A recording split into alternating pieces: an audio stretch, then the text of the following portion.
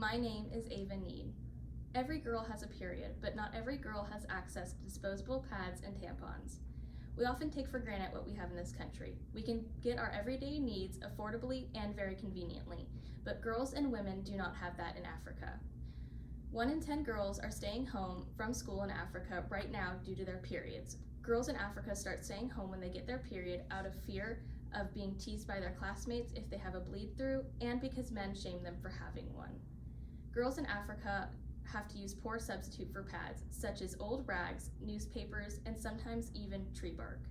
These poor pads often leave girls with terrible infections, such as E. coli, and if these infections are left untreated, they can have severe consequences, such as severe pain, and in worst cases, the girl or woman will no longer be able to give birth.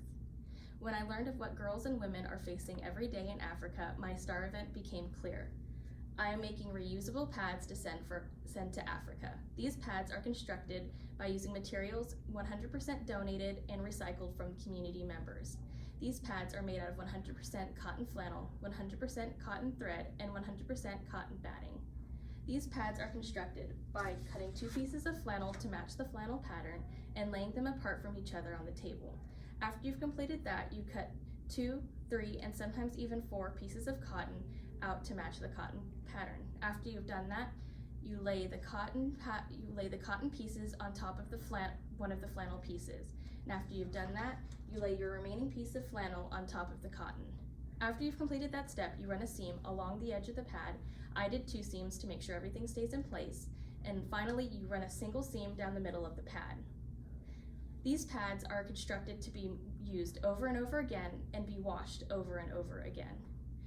When I finished completing these pads, I conducted absorbency testing. The average period bleeds 30 to 40 mils of blood each week, and the average pad should hold at least 5 mils of blood.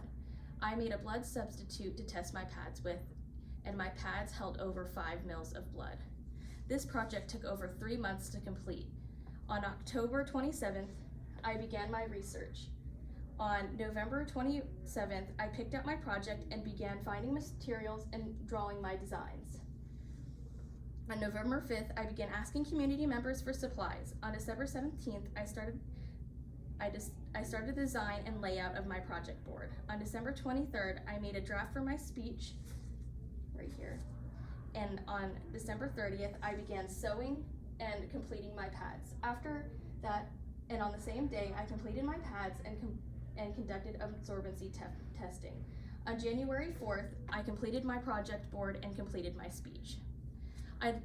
This project has really opened up my eyes to the problems girls and women are facing every day in Africa, and I hope with my STAR event I can help. I plan to continue this project even after STAR events are over, and my main goal is to get my chapter members involved. I would like to thank Little Dresses for Africa. Without their information and their help, I would have never gotten involved with such a problem.